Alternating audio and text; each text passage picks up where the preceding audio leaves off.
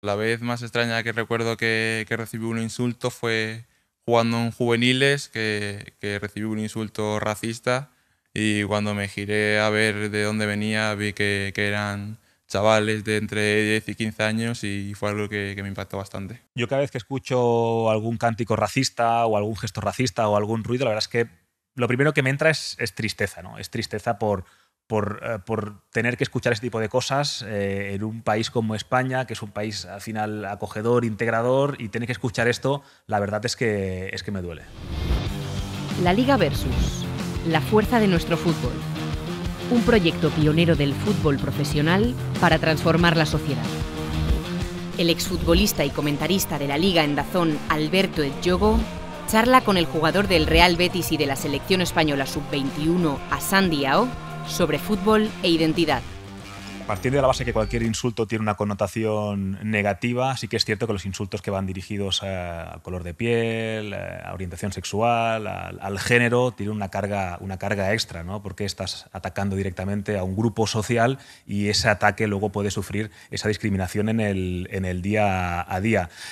Yo soy Alberto Edjogo, soy un ciudadano español, nací en Sabadell, en Barcelona, soy internacional con la selección de Guinea Ecuatorial, que es el país de origen de mi padre, y hoy estoy con Hassan Diao, ¿no? Con quien tengo muchos puntos en común, vidas prácticamente paralelas, un futbolista nacido en Senegal, criado en Badajoz y que está viviendo el sueño de su vida, que es jugar en el Real Betis Balompié. ¿Qué tal, Hassan? ¿Cómo estás? Todo muy bien, ¿tú qué tal? Todo en orden, todo en orden. Oye, ¿cómo es eso de saltar tan rápido, ¿no? De divisiones inferiores del Real Betis a jugar con futbolistas como, pues, como Fekir, como Ayoce, como Fornals, como Isco? ¿Cómo es esa experiencia? Bueno, la verdad que ya llevo un tiempo con ellos, pero todavía es difícil de asimilar porque es algo que llevo soñando durante toda mi vida, que obviamente nunca sabía que se iba a dar. Sabía que era muy complicado que sucediese, pero sí que tenía yo claro, tanto yo como mis hermanos y te puedo decir que mis padres, que íbamos a pelear por ello todo lo máximo y bueno, la verdad que haya podido suceder a esta temprana edad con 18 años, como has dicho, la verdad que para mí y para mi familia es un auténtico orgullo. Hablas, la primera respuesta que has dado es estás hablando de tu familia, qué importancia tiene esa unidad con tus padres, con tus hermanos, es decir, cómo os retroalimentáis, cómo os dais esa fuerza.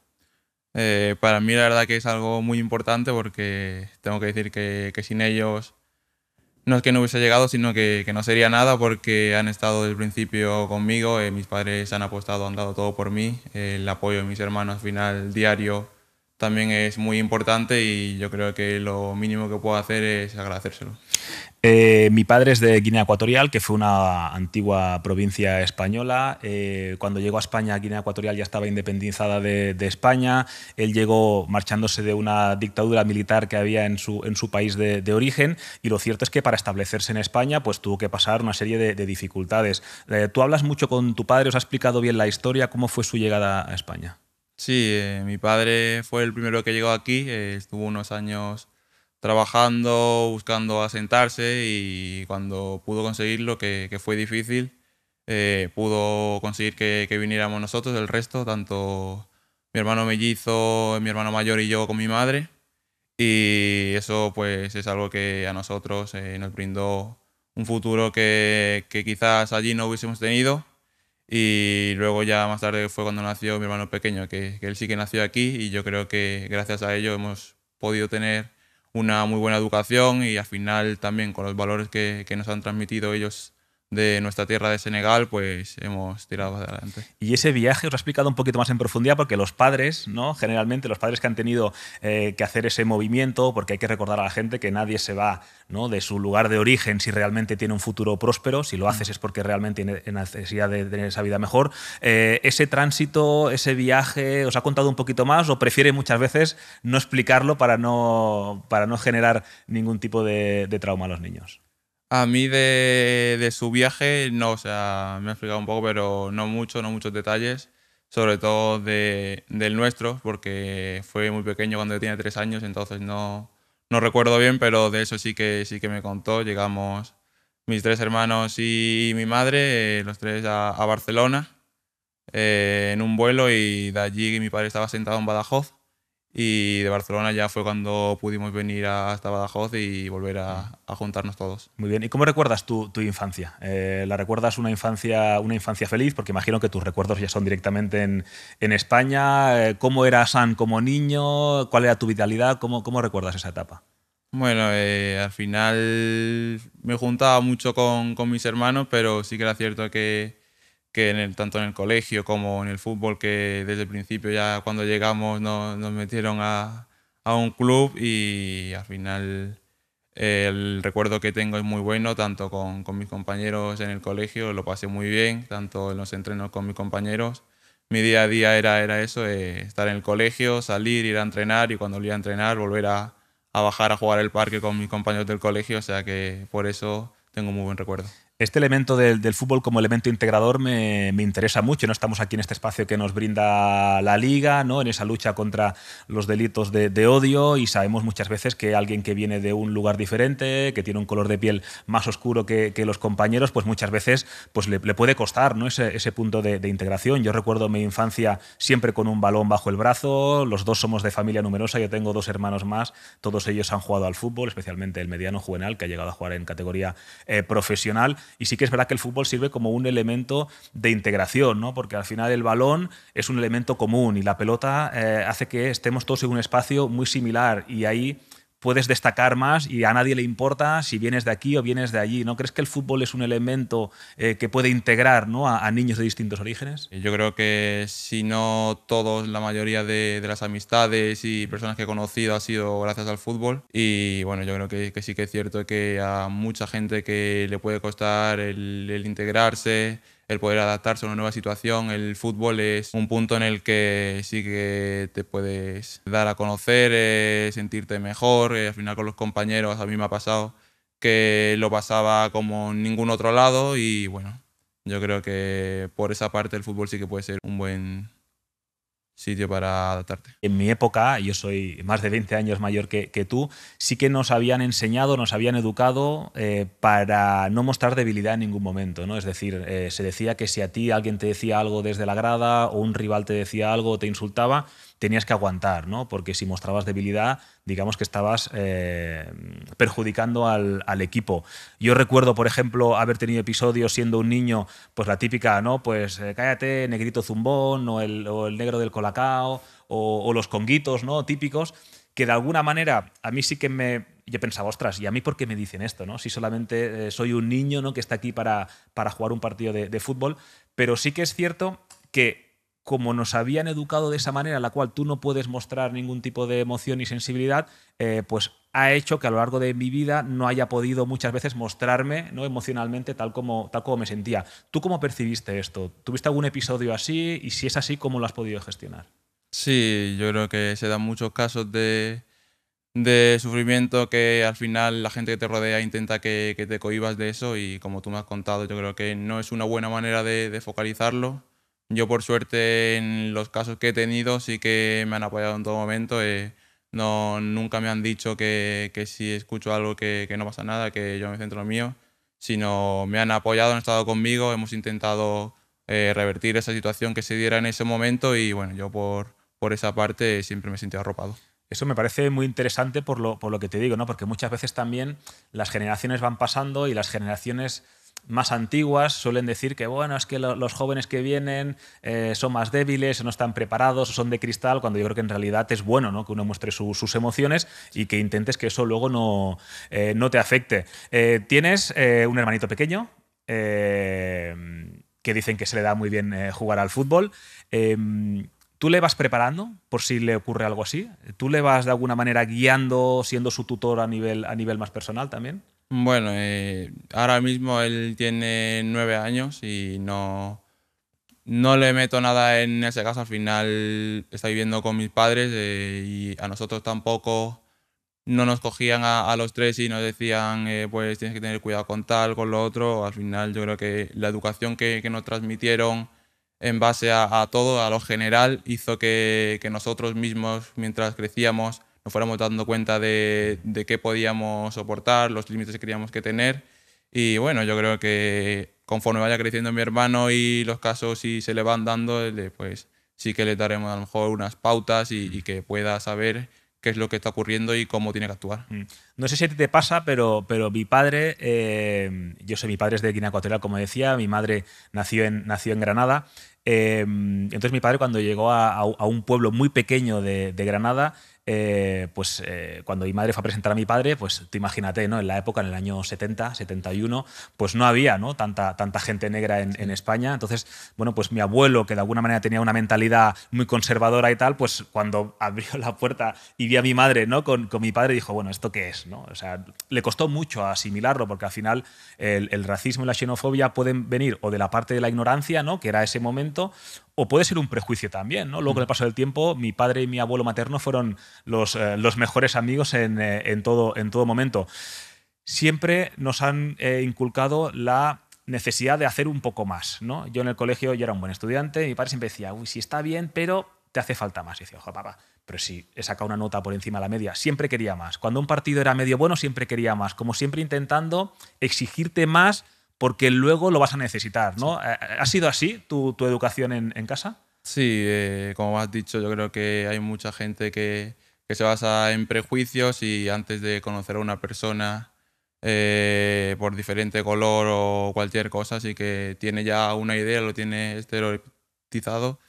Y mi padre pues también me decía como el tuyo, me apretaba, me decía que tenía que hacer un poquito más porque al final yo creo que él en su época vio esa situación que a lo mejor por ser él y estar en la misma situación que quizá otro compañero, pues al final tiraban a lo mejor por su compañero pues, que era de aquí, a lo mejor era español y bueno, al final él quiere lo mejor para mí, sabe lo que tengo que hacer y si sabe que una cosa va a ser mejor para mí, pues quiere que lo haga. Eso es, siempre hay que dar un poquito más. Yo, por ejemplo, en mi caso, ahora te preguntaré a ti, alguna vez me ha ocurrido que decir, oye, tal, bueno, ¿de dónde eres? ¿No? Yo digo, soy de Barcelona, tal. Pues sí, Barcelona, pero de Barcelona, ¿pero de dónde? ¿No? Yo digo, de Barcelona, que es una provincia que está en Cataluña, tal. Sí, pero ¿de dónde eres de verdad? ¿No? Como que hay que siempre estar dando explicaciones, sí. ¿No? O, oye, y no tienes acento, ¿no? Yo digo, ¿acento de dónde? ¿No? Porque si yo he nacido en Barcelona, ¿qué acento voy a tener? No, pero no tienes acento africano, ¿no? Como si el africano fuera un idioma. No sé si tú en el día a día, aunque sea sin maldad, simplemente por ignorancia, si te ha pasado algo curioso en ese sentido también. Al final yo eso me lo tomo muchas veces a risa porque te preguntan tantas veces cuando conoces a alguien, oye, ¿y tú de dónde eres? Y a mí me ha llegado a pasar muchas veces que ya no sé qué responder, si se refiere a una o se refiere a otra.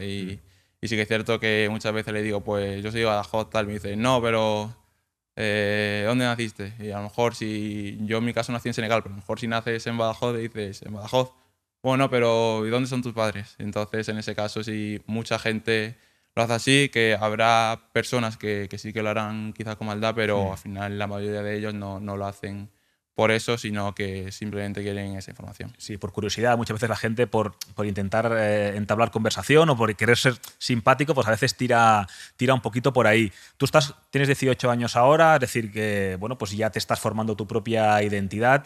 Yo en mi caso, por ejemplo, cuando fui a jugar con la selección de Guinea Ecuatorial, me ocurrió que en una concentración en Gabón, que es un país que está pegado a Guinea Ecuatorial, en un entrenamiento, pues cada vez que yo tocaba el balón había unos niños que cantaban, se reían mucho y tal. Entonces yo le fui a preguntar al utillero, digo, oye, y el utillero se reía también, ¿no? Y digo, oye, tío, están riendo, ¿no? Dice, te están cantando Moantang, ¿no? Moantang, que significa chico blanco en idioma fang, ¿no? Que es la etnia de allí. Entonces yo pensaba, ostras, si cuando llego a España soy el negro, ¿no? Y cuando llego a Guinea o África soy el blanco, ¿cómo me estoy construyendo?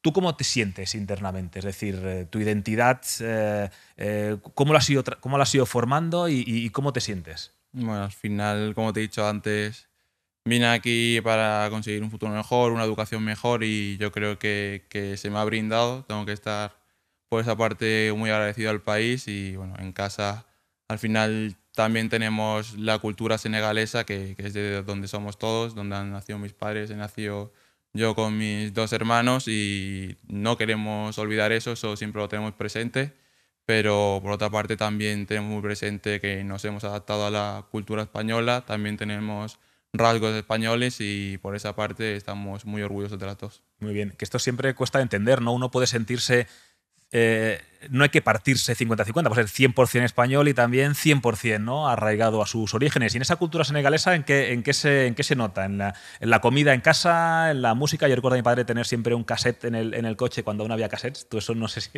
si lo has vivido porque eres Alguno muy que joven. otro. Pero con esa música constantemente, como muy de percusión y tal. ¿Cuáles son vuestras conexiones con la cultura senegalesa en casa? Sí, la música algunas veces, recuerdo cuando era pequeño, ya no tanto con mi padre. La comida de Senegal, la verdad que la adoro. El arroz que hace mi madre para mí es la mejor comida que hay. Y luego también pienso que los valores que me han transmitido mis padres, que ahí sí que creo que me han transmitido los valores del chico senegalés, que al final luego yo, al estar aquí y convivir con muchos chicos españoles, pues también he ido adaptando ese comportamiento español, pero por esa parte creo que los valores que me han transmitido en casa y parte de la educación que he recibido aparte de en el colegio, por parte de mis padres también senegalesa. El arroz jollof, ¿no?, que se come. En tus inicios en Badajoz, ¿cuál fue tu arranque, tu primer equipo, el primer lugar donde tú te sentiste futbolista? Yo inicié en el Club Deportivo Badajoz, que es el equipo de la ciudad, y estuve jugando ahí hasta Benjamín de segundo año con mi hermano, hasta que cuando llegamos a esa edad mi hermano venía 2 años que quería cambiar de equipo, quería cambiar de equipo, quería cambiar de equipo, y al final hicimos caso y cambiamos de equipo y marchamos al Flecha Negra, que es un equipo de fútbol base que hay en Extremadura. Y ahí yo estuve desde alevín de primer año hasta cadete de primero. Y ya cuando finalizo esa temporada, ya es cuando firmo por el Cádiz y me vengo aquí a Andalucía. Pero de Extremadura tengo muy buenos recuerdos.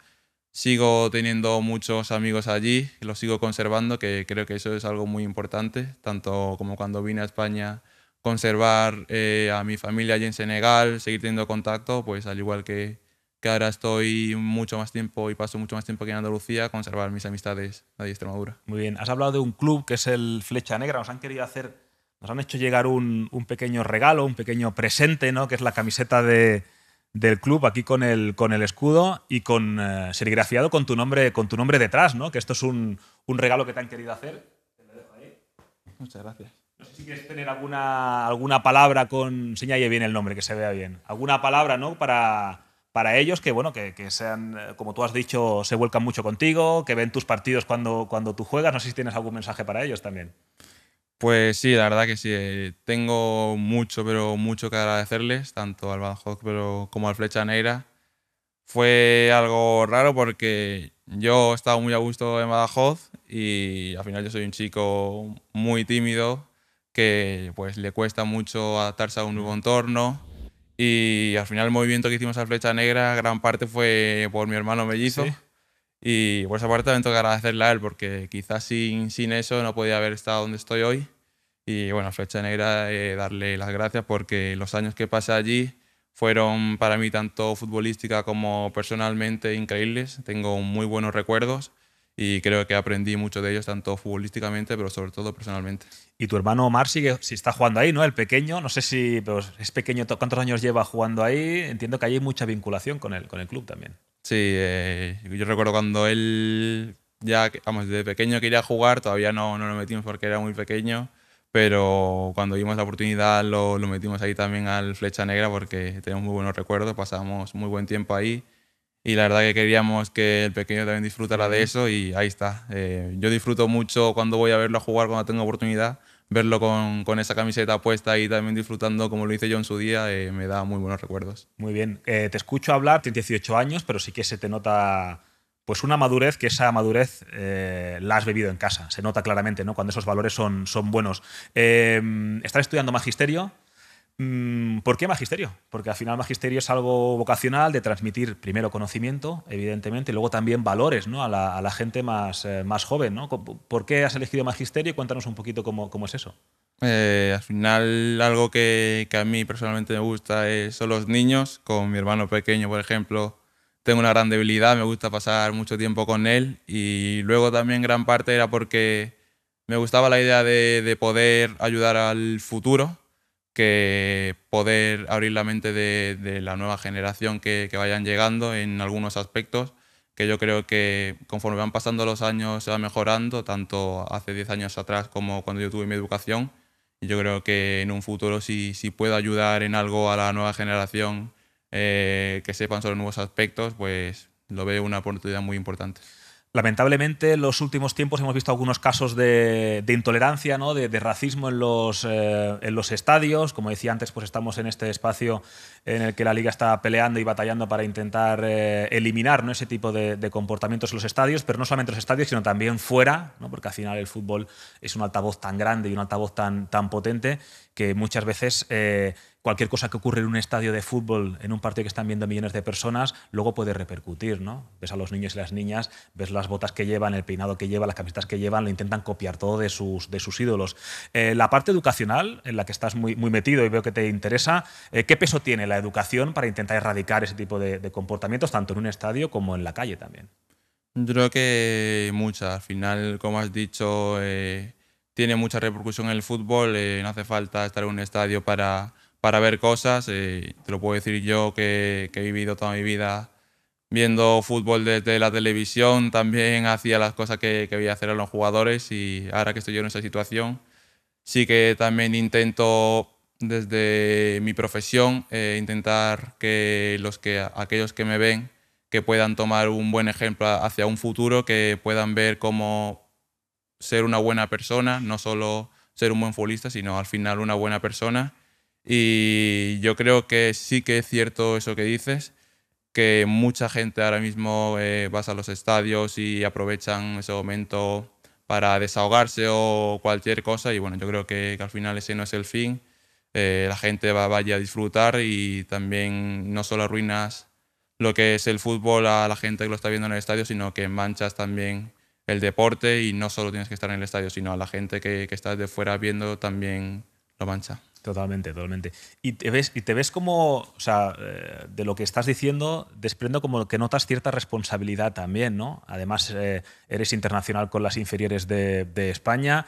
¿Cuántos niños en España que notan que a lo mejor pues, no acaban de integrarse, o les dicen cosas, o por circunstancias les hacen sentir como que no son de aquí, aunque sí lo son?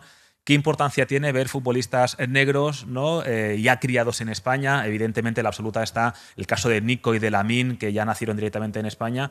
O sea, ¿cuál es el mensaje que pueden recibir? ¿Qué referentes podéis ser vosotros? Y si realmente tú sientes esa responsabilidad, que por lo que estás diciendo estoy viendo que sí. Sí, vamos, soy muy joven, pero sí que es cierto que quiero ayudar en todo lo que pueda, y como has dicho, bueno, que la gente joven, más joven que yo, pueda ver que se puede, que si es difícil adaptarse para ellos, que puedan ver en el fútbol pues una salida, que puedan ahí integrarse sin ningún tipo de problema. Y yo en eso lo que pueda hacer voy a ayudar al máximo, y tanto como has dicho como con Nico o con Lamine, yo creo que mucha gente se está concienciando con eso, y conforme va pasando el tiempo va ayudando más gente. Decías antes que te acuerdas de ver el fútbol por la tele. ¿Tú tenías tus referentes? Porque al final la gente racializada muchas veces empatizas con pues aquel jugador negro me gusta, ¿no? Y a lo mejor no tiene nada que ver contigo. Yo recuerdo fijarme mucho en George Weah cuando estaba en el Milan, en Patrick Yeboah cuando jugaba en Alemania, que son gente, uno es liberiano, el otro es ganés, no tienen mucha relación conmigo, pero no sé si tú también sentías esa conexión, no sé si tú también por ahí decías, ostras, pues me gusta este jugador más que los demás porque tiene ese punto de similitud conmigo por el color de piel. Sí, el primero que se me viene a la cabeza es Sadio Mané, que también es senegalés y es un magnífico futbolista, pero sobre todo me quedo con su persona, los valores que tenía, lo que transmitía jugando también fuera del campo. Es algo que a mí y yo creo que a muchísima gente sirvió mucho, y yo quiero tratar de poder ayudar también a los más jóvenes, tratar de hacer lo mismo que hizo Sayo conmigo sin quererlo. Al final yo creo que si eres buena persona, si transmites esos valores a los demás, habla muy bien de ti y puedes ayudar también a la gente que te ve. Al final eres un referente muy potente, ¿no? Muchas veces se dice que el fútbol, que no hay que cargarle a un futbolista con la presión o la responsabilidad de ser un referente. y en cierta medida también es verdad, ¿no? Porque un jugador de fútbol es un jugador de fútbol, ¿no? Tampoco hay que... Pero, ostras, si hay alguien que está implicado, si hay alguien que realmente tiene esa conciencia, pues puedes ayudar muchísimo. Retomando un poquito el asunto familiar, tienes un hermano que está estudiando en Jerez, si no me equivoco, tienes a tu hermano también ahora jugando en el Betis, el pequeño también. ¿De dónde nace, ¿no?, esa vocación por el fútbol? ¿De dónde viene esa pasión por el balón? Pues no lo sé muy bien porque mi padre no fue futbolero, sí que es cierto que le gusta mucho el fútbol, pero no fue futbolero, pero nosotros desde chicos, los tres, tengo fotos de nosotros con 2 años, cada uno con 2 balones en la mano y yo creo que desde el inicio era algo que nos encantaba y que poco a poco fue convirtiéndose en nuestro sueño. Es un sueño no solo mío, sino de mis 3 hermanos. Yo creo que todos hemos soñado con eso. Yo recuerdo cuando era pequeño jugar en las pistas de al lado de mi casa con mis 2 hermanos, cada uno pensando que éramos un jugador profesional y poder vivir esto ahora y recordar esos momentos pasados, la verdad que me da mucho orgullo. Me habían dicho que eras un chico tímido, pero la verdad es que da gusto verte reflexionar, eres una persona madura y esos valores está claro que se beben en casa, ¿no? Se nota que esa educación ha sido firme, ¿no? Y que sigamos también batallando por tener un fútbol donde sea un espacio seguro para la gente ir. Yo tengo a mi hija mayor, Gabriela, tiene 4 años. Ella es fan del Girona por el simple hecho de que Girona empieza por G y Gabriela empieza por G. La ha llevado a Montilivi alguna vez y le gusta el fútbol y yo quiero seguir llevándola a los partidos, a los estadios sin que tenga que escuchar ese tipo de barbaridades que a veces se escuchan. Así que muchas gracias por tu tiempo y que vaya todo bien. Muchísimas gracias a vosotros.